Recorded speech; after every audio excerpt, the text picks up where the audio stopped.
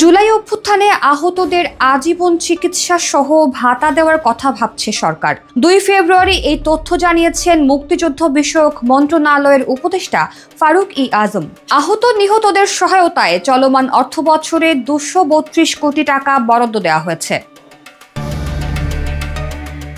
পাশাপাশি চলমান অর্থবছরে নিহতদের পরিবারকে এককালীন 10 লাখ টাকার সঞ্চয়পত্র কিনে দেওয়া হবে এবং আহতদের বিভিন্ন ক্যাটাগরিতে সহায়তা দেওয়া হবে। উপদেষ্টা ফারুক ই আজম বলেন, গণ অভ্যুত্থানে যারা আহত ও নিহত হয়েছেন তাদের পরিবারের প্রতি অন্তর্বর্তীকালীন সরকার খুবই সহানুভূতিপ্রবণ। তাদের বিষয়ে গুরুত্ব দিয়ে কাজ করা হচ্ছে।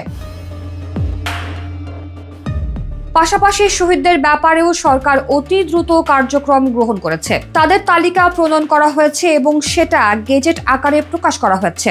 আহতদের ব্যাপারে ক্যাটাগরি অনুযায়ী তালিকা হচ্ছে। এই সপ্তাহের মধ্যে সেই তালিকা সম্পূর্ণ করা হবে বলেও জানান উপদেষ্টা। মুক্তিযুদ্ধ বিষয়ক মন্ত্রণালয় এই সপ্তাহের মধ্যেই জুলাই গণ অভ্যুত্থান অধিদপ্তর গঠন করবে। জানা গেছে, অধিদপ্তরের অধীনে একটা নীতিমালা হচ্ছে। এই নীতিমালার অধীনে হতাহতদের যাবতীয় সহায়তা দেবে সরকার।